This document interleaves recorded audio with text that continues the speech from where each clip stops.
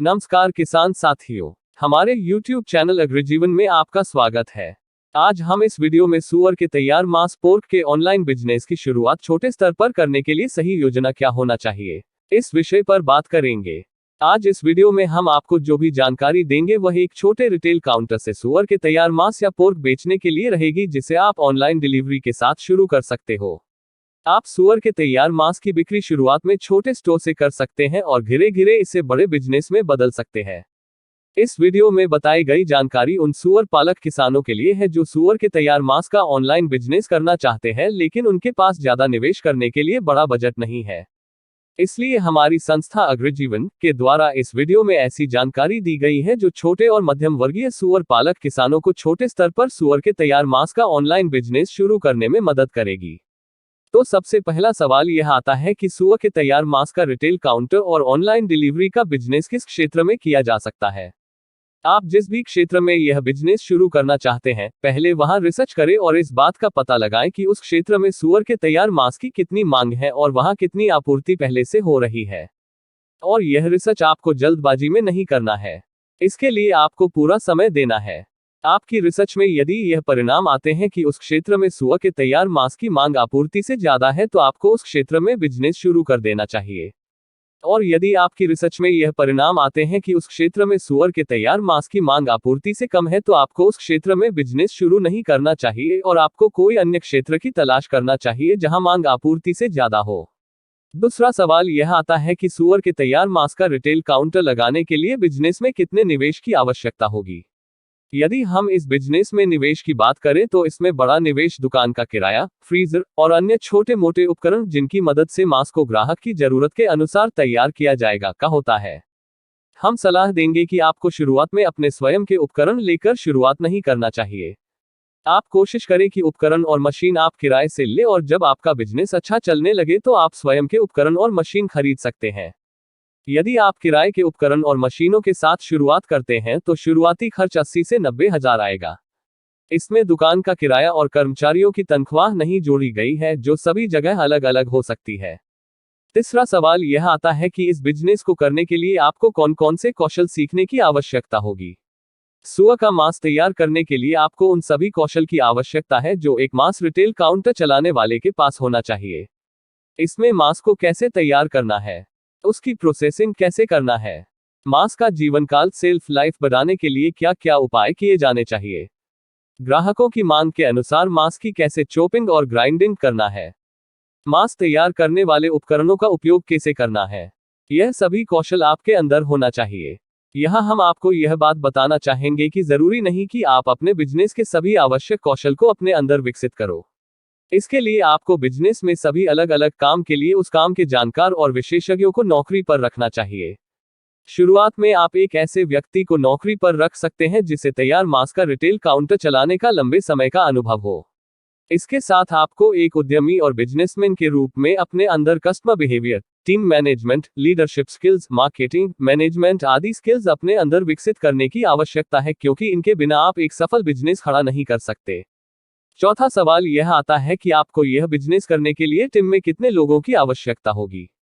एक व्यक्ति आपके बिजनेस में ऐसा होना चाहिए जो आपकी दुकान के बिलिंग काउंटर पर रहे और वह दुकान का पूरा हिसाब किताब रखे।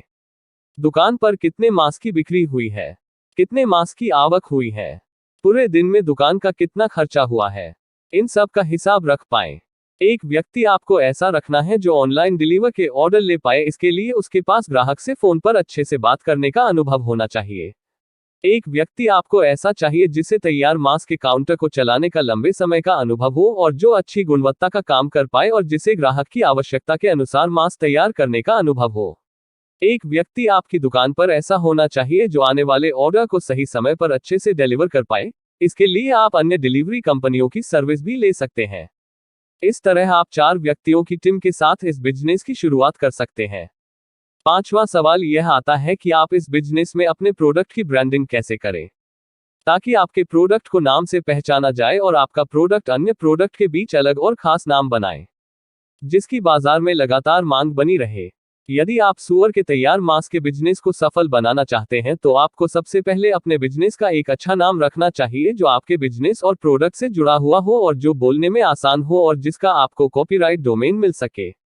दुकान के नाम का कॉपीराइट डोमेन इसलिए जरूरी है क्योंकि जब आप अपने बिजनेस में यानी सुअर के मांस की रिटेल दुकान में लगातार अच्छी क्वालिटी के मांस की पूर्ति अपने ग्राहकों तक करेंगे और आप अपने काम से और अपने प्रोडक्ट से आपके ग्राहक को पूरी तरह संतुष्ट करेंगे तो भविष्य में आपके प्रोडक्ट और बिजनेस का नाम प्रसिद्ध होता जाएगा। और यदि इस समय आपके बिजनेस के नाम का कॉपीराइट डोमेन आपके पास नहीं है तो कोई भी आपके बिजनेस के नाम से नया दूसरा रिटेल दुकान शुरू कर देगा और इस तरह आपने अपनी मेहनत से जो नाम बनाया उसे कोई दूसरा उपयोग करेगा। और यदि इस बीच किसी और ने आपके बिजनेस के नाम का कॉपीराइट डोमेन ले लिया तो आप स्वयं भी उस नाम के उपयोग से वंचित हो जाओगे। अपने बिजनेस का कॉपीराइट डोमेन कैसे प्राप्त करें इसके बारे में अधिक जानकारी के लिए आप हमारे व्हाट्सएप नंबर पर मैसेज या कॉल कर सकते हैं। बिजनेस की ब्रांडिंग करने से पहले समझ ले कि ब्रांडिंग होती क्या है। सामान्यतः लोग इस चीज को ब्रांडिंग मानते हैं कि कोई प्रोडक्ट की अच्छी पैकिंग कर दो और उसको एक नाम देकर बाजार में बेच दो, यही ब्रांडिंग है। यदि आप भी इसे ब्रांडिंग समझते हैं तो आपके पास अधूरी जानकारी है। प्रोडक्ट की अच्छी पैकिंग और उसको नाम देना ब्रांडिंग का हिस्सा है, लेकिन केवल इतना काम आपके बिजनेस और प्रोडक्ट की ब्रांडिंग नहीं कर सकता। इसके लिए आपको यह करने की आवश्यकता है कि आप जो भी बिजनेस कर रहे हैं और उसमें आप जो भी प्रोडक्ट बना रहे हैं, जैसे आपके बिजनेस में प्रोडक्ट सुअर का तैयार मांस है, इसे आपको लगातार अच्छी गुणवत्ता के साथ तैयार करना होगा। आपके रिटेल दुकान पर आपको लगातार अपने ग्राहकों को अच्छी सेवा देनी होगी। यह कुछ भी हो सकती है, जैसे ग्राहक से बात करना हो, उनको समय पर ताज़ा मांस डिलीवरी करना हो या अन्य कोई सेवा हो, इसे आपको लगातार अच्छा करना होगा ताकि जो भी ग्राहक आपसे मांस खरीदे या आपको ऑर्डर दे तो वह आपको आपके प्रोडक्ट और सर्विस को लेकर कोई शिकायत ना करे। शुरुआत में आपसे गलतियां हो सकती है, लेकिन आपको इन गलतियों को दोहराना नहीं है और आपको इनसे सीखना है और अपने बिजनेस के प्रोडक्ट और सर्विस में लगातार सुधार करते रहना है। यदि आप लगातार अच्छा प्रोडक्ट और सर्विस देने में सफल होते हैं और आप आपके ग्राहक की शिकायतों को कम से कम करने में सफल हो जाते हैं तो आप बिजनेस में ब्रांडिंग के पड़ाव को पार पाने में सफल हो चुके होते हैं। जब आप अपने बिजनेस की सफल ब्रांडिंग कर लेते हैं तो आपको इसके जो लाभ मिलते हैं वह कुछ इस प्रकार है। सबसे पहला लाभ तो आपको यह होगा कि आप अपने प्रोडक्ट की कीमत स्वयं तय कर पाओगे। दूसरा लाभ यह होगा कि बाजार में सुअर के तैयार मांस की पूर्ति चाहे कितनी भी हो जाए, लेकिन आपके प्रोडक्ट की बिक्री पर इसका कोई प्रभाव नहीं पड़ेगा क्योंकि ग्राहक आपकी कंपनी के प्रोडक्ट की मांग करेंगे। तीसरा लाभ आपको यह होगा कि आप अपने बिजनेस के लाभ को अपने अनुसार तय कर पाओगे। छठा सवाल यह आता है कि आप इस बिजनेस को बड़ा और सरल करने के लिए कैसे internet tools Instagram, YouTube, Facebook, Twitter, website आदि का उपयोग कर सकते हैं। बिजनेस करने का निर्णय लेने के बाद सबसे पहला काम जो आपको करना चाहिए वह यह है कि आप सभी सोशल मीडिया प्लेटफॉर्म पर अपने बिजनेस के नाम का अकाउंट बनाएं और उन पर अपने बिजनेस की प्रोडक्ट और सर्विस के बारे में विस्तार से जानकारी दें। आपका प्रोडक्ट क्या है, आप कौन सी सर्विस देते हैं, आप किस क्षेत्र में काम करते हैं, आपकी दुकान और गोडाउन का पता क्या है, आपकी नियम और शर्तें क्या है, आपके दुकान पर कितने प्रकार के प्रोडक्ट उपलब्ध है। यदि आप सुअर के तैयार मांस की डिलीवरी करते हैं तो आपकी डिलीवरी ऑर्डर के कितने समय बाद डिलीवर हो जाती है। आप ऑनलाइन ऑर्डर कैसे लेते हैं, इसकी क्या नियम और शर्तें हैं।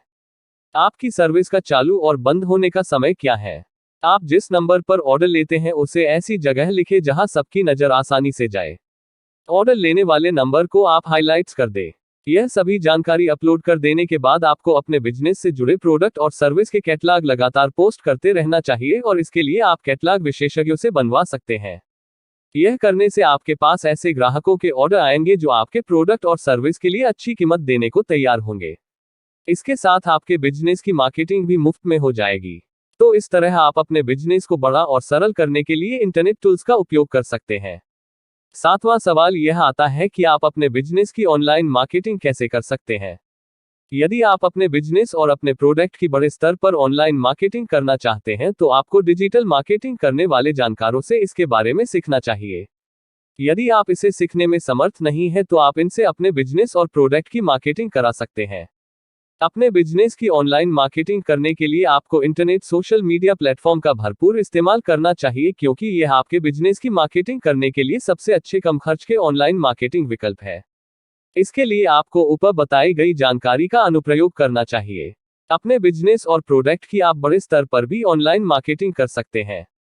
इसके लिए आप फूड डिलीवरी कंपनियां के प्लेटफॉर्म पर अपने बिजनेस को रजिस्टर करा सकते हो। आप अच्छी डिजिटल मार्केटिंग फर्म की भी सेवा खरीद सकते हो। 8वां सवाल यह आता है कि आप अपने बिजनेस की ऑफलाइन मार्केटिंग कैसे कर सकते हैं। आपको अपने बिजनेस की ऑफलाइन मार्केटिंग करने के लिए कुछ पारंपरिक तरीकों को अपनाना होगा, जैसे कि अपने बिजनेस और प्रोडक्ट का बिजनेस कार्ड और टेम्पलेट बनवाएं और उसे ज्यादा से ज्यादा लोगों तक पहुंचाने की कोशिश करें। अपनी दुकान का अच्छा बोर्ड बनवाएं और उसे अपनी दुकान पर लगाएं। आपकी दुकान का बोर्ड जितना आकर्षक होगा, नए ग्राहकों की आपके दुकान पर आने की संभावना उतनी ज्यादा होगी। आप अपने बिजनेस की ऑफलाइन मार्केटिंग करने के लिए कुछ दूसरे उपायों को भी अपना सकते हैं, जो इस प्रकार है। पहला उपाय, आपको ऐसे क्षेत्र की तलाश करना चाहिए जहां आपके प्रोडक्ट सूअर के तैयार मांस को ज्यादा पसंद किया जाता है। उस क्षेत्र में आपको अपने बिजनेस के फ्लेक्स लगाना चाहिए ताकि आप अपने बिजनेस के लिए नए ग्राहकों को आकर्षित कर पाओ। दूसरा उपाय, आपको ऐसी संस्थाओं से जुड़ना चाहिए जहां आपके प्रोडक्ट सूअर के तैयार मांस को पसंद करने वाले लोगों का आना जाना हो और इस संस्थानों की आपके बिजनेस से कोई प्रतियोगिता ना हो। इन संस्थानों से जुड़कर आपको अपने बिजनेस की ऑफलाइन मार्केटिंग के सभी तरीके अपनाना चाहिए, जैसे कि बिजनेस कार्ड और टेम्पलेट बांटना, बिजनेस का फ्लेक्स लगाना, बिजनेस रिलेटेड सेमिनार देना। तीसरा उपाय, आपको ऑटो रिक्शा, टेम्पो, बस और अन्य वाहनों आदि के पीछे अपने बिजनेस के फ्लेक्स लगाना चाहिए। लेकिन यहाँ इस बात का ध्यान रखें कि आप केवल उन वाहनों का चयन करें जो उस क्षेत्र में ज्यादा आते जाते हो, जहां आपके प्रोडक्ट सूअर के तैयार मांस को ज्यादा पसंद किया जाता है। चौथा उपाय, आपको ऐसी जगह रेस्टोरेंट, बड़े होटल, भोजनालय, कैंटीन जैसे हॉस्पिटल कैंटीन, कॉलेज के हॉस्टल, स्कूल के कैंटीन, हॉस्टल के कैंटीन, किसी बड़ी कंपनी या बिजनेस कॉम्प्लेक्स का कैंटीन आदि जगह स्वयं जाकर या किसी अनुभवी सेल्समैन के द्वारा अपने प्रोडक्ट की जानकारी देना चाहिए, क्योंकि यहां से आपको सूअर के तैयार मांस के बड़े ऑर्डर मिल सकते हैं। पांचवा उपाय, यदि आप हर महीने या किसी साल में खास दिन पर यदि अपने प्रोडक्ट पर कोई स्कीम या ऑफर चलाते हैं, तो आपको उस क्षेत्र के न्यूज़पेपर में अपने प्रोडक्ट के वर्तमान स्कीम या ऑफर का प्रचार करना चाहिए। यह प्रचार केवल वहां करें जहां आपके प्रोडक्ट सूअर के तैयार मांस को पसंद किया जाता है।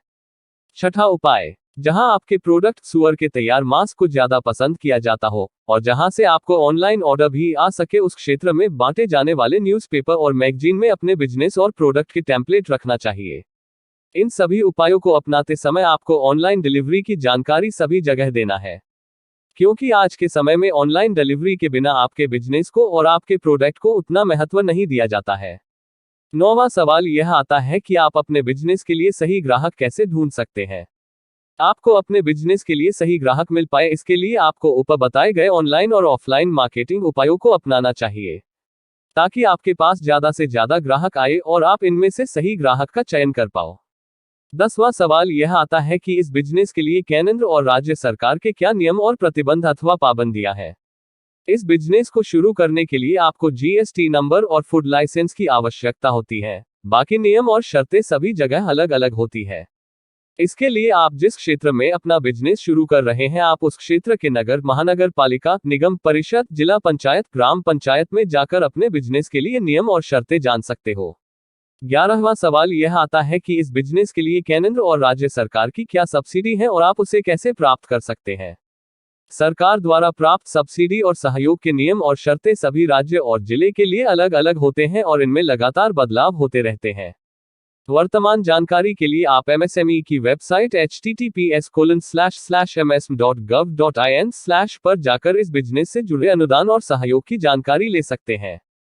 यदि आप सूअर के तैयार मांस का बिजनेस और सूअर पालन के बारे में और अधिक जानकारी लेना चाहते हैं, तो आप हमारे व्हाट्सएप नंबर पर मैसेज या कॉल कर सकते हैं।